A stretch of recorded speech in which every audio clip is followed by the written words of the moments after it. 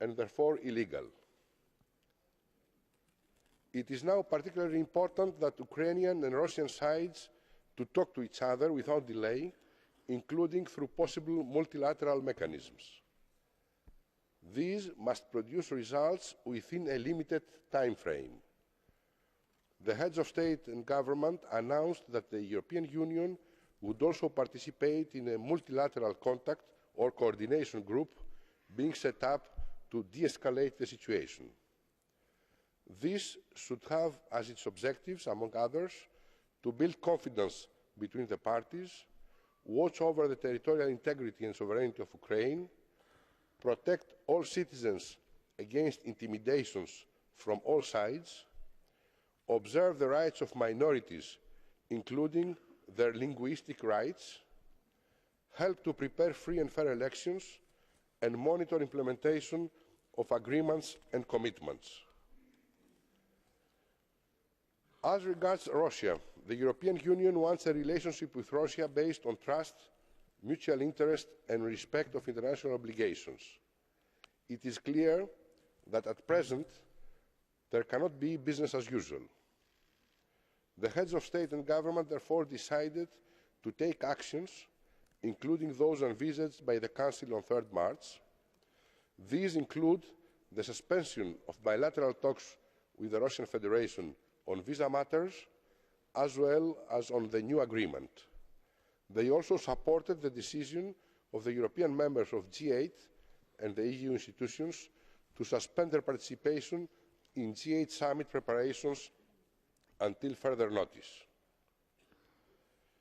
In the absence of results in the framework of negotiations between the governments of Ukraine and the Russian Federation to resolve the crisis, the European Union will decide on additional measures such as travel bans, asset freezes and the cancellation of the EU-Russia summit. The Commission and the European External Action Service will be taking forward preparatory work on these measures. This is not to say that we do not value our relations with Russia, which are important for peace and stability in Europe. Russia is an essential strategic partner. However, the Council was clear. Any further destabilisation in Ukraine would seriously affect EU-Russia relations in a broad range of economic areas. We stand ready to assist Ukraine and provide it with strong financial backing to help stabilise the economic and financial situation. To this end, the European Union has prepared a package of immediate short and medium-term measures offering trade, technical, economic and financial assistance. The immediate priority is to achieve Ukraine's macroeconomic stability through fiscal, monetary and exchange rate policies.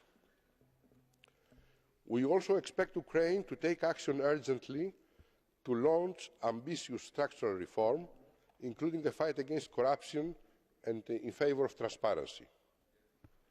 The Council has already decided to freeze and recover the assets of persons identified as responsible for the misappropriation of state funds.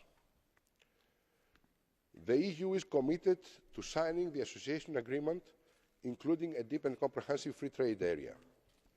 This would bring significant opportunities for economic development and increased prosperity for the whole of Ukraine, including Crimea, as well as its neighbours.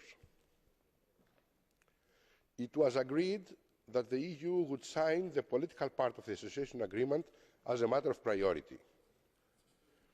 We also intend to adopt unilateral measures which would allow Ukraine to benefit substantially from the advantages offered in the deep and comprehensive free trade area, even before the signature of this agreement.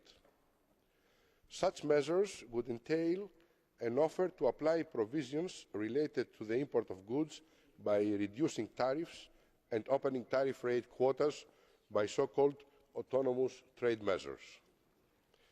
The EU is also committed to enhancing people-to-people contacts between the EU and Ukraine, including through the visa liberalisation process, in line with the agreed conditions in the framework of the Visa Liberalisation Action Plan.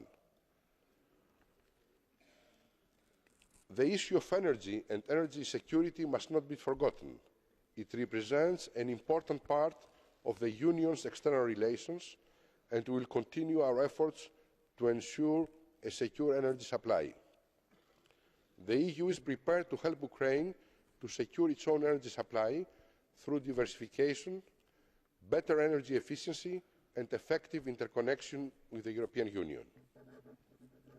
The EU must in addition seek to strengthen its political association and gradual economic integration with Georgia and the Republic of Moldova. Heads of states and government confirmed the aim of signing the association agreements, including deep and comprehensive free trade areas, at the latest by the end of August 2014.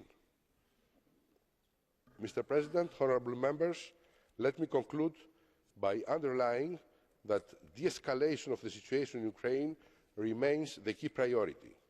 It is essential now for Russia and Ukraine to talk to each other. The European Union is ready to help, and also to help the Ukrainian people on an economic, financial and technical level. We believe that Russia shares the objective of peace and stability in the region and on our continent to be of utmost priority and in our clear common interest. Thank you for your attention. Gracias, señor Kourkoulas. Tiene ahora la palabra, en nombre de la Comisión, su presidente, el señor Durão Barroso. Thank you, Mr. President. President of the Council, honourable members. Very serious concerns remain over the situation in Ukraine.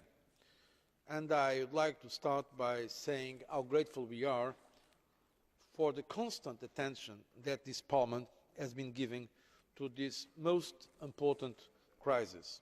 I know that the Parliament as an institution and many of you in this room have been deploying considerable energy and time to help find a solution. And I hope that we can put all our efforts along the same lines to support Ukraine, a European country. Ukraine was also subject of an extraordinary meeting of heads of state and government last week, also attended partly by the Ukrainian Prime Minister Yatsenyuk. Today I want to share with you the results of that meeting and specifically what the European Commission has been doing to support Ukraine in these very challenging times, not only supporting the legitimate aspiration of the Ukrainians, but also giving our best for regional and international peace. The developments which started with the people of Ukraine expressing a clear wish to take their future into their own hands have called for a robust and united European response. The present situation directly challenges us in many ways and forms. It challenges our conscience and individuals. It challenges our unity as Europeans. It challenges our policies as decision makers.